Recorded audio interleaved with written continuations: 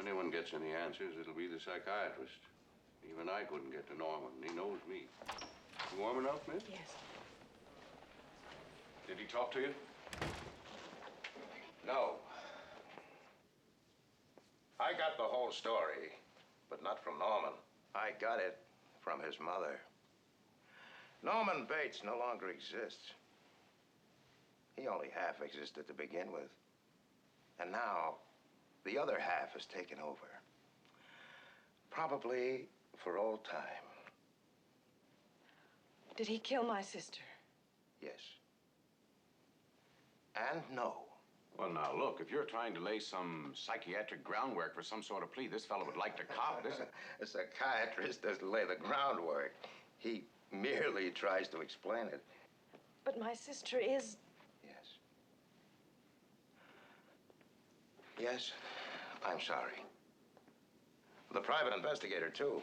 If you drag that swamp somewhere in the vicinity of the motel, you'll...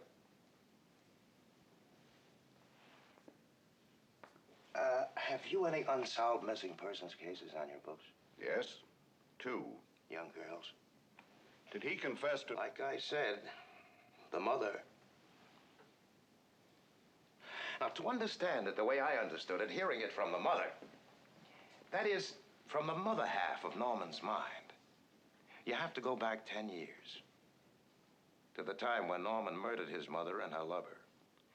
Now, he was already dangerously disturbed, had been ever since his father died. His mother was a clinging, demanding woman.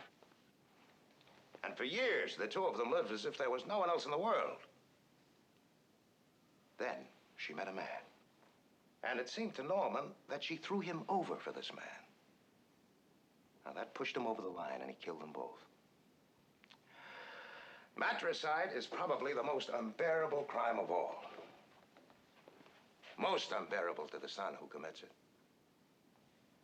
So, he had to erase the crime, at least in his own mind. He stole her corpse. A weighted coffin was buried. He hid the body in the fruit cellar. Even treated it to keep it as well as it would keep. And that still wasn't enough.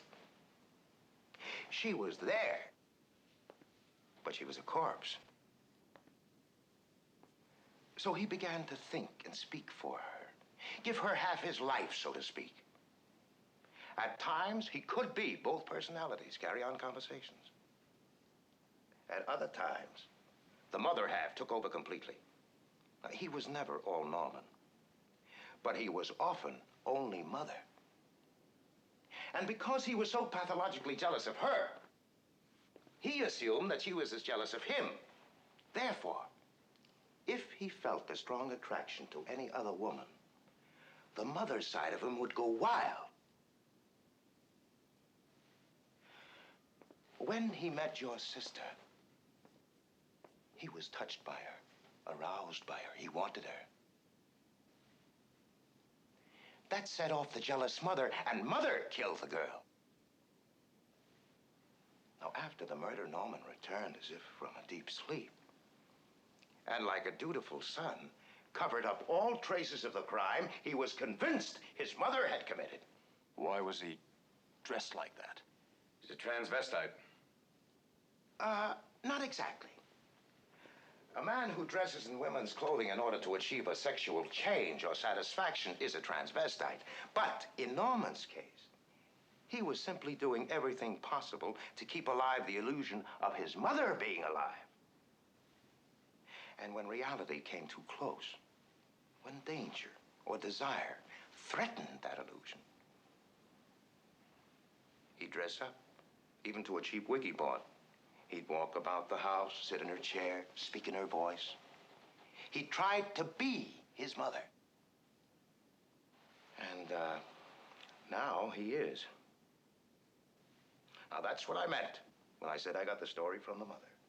You see, when the mind houses two personalities, there's always a conflict, a battle.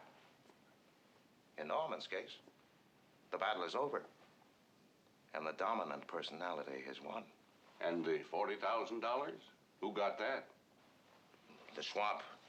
These were crimes of passion, not profit.